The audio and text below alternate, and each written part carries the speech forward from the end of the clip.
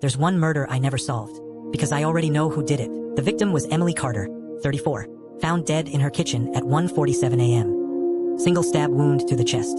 No signs of forced entry. Emily was married to Daniel Carter, and she worked at the same marketing firm as my wife. That detail stayed in my head longer than it should have. Daniel was the first person I interviewed. Quiet, pale, said he'd fallen asleep early. Said Emily was upset lately, distracted, secretive. He cried when he mentioned her name. Next, I spoke to Rachel Moore, Emily's closest friend and my wife's coworker. Rachel mentioned something odd. Around midnight, she saw a white sedan parked outside Emily's building. Engine running, lights off. She remembered it because it sat there too long. I wrote it down without comment. The crime scene was tidy. No struggle, no broken furniture. The knife had been washed clean and placed back in the rack. On the counter sat a half-finished cup of coffee. Not just any coffee. St. Jude dark roast. Strong, bitter, expensive. Rachel later told me Emily hated coffee. Said it made her anxious. That was interesting. When I got home, I asked my wife Sarah about Emily. She hesitated, then said they'd argued recently.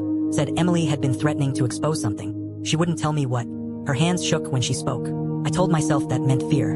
Phone records showed Emily had made a call minutes before she died.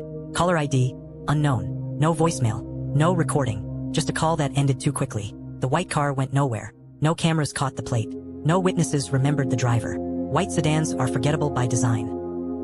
The department leaned toward Sarah. Motive, opportunity, emotional distance. Even I saw it. I hated that part of myself for agreeing. The case stalled. No arrest, no closure.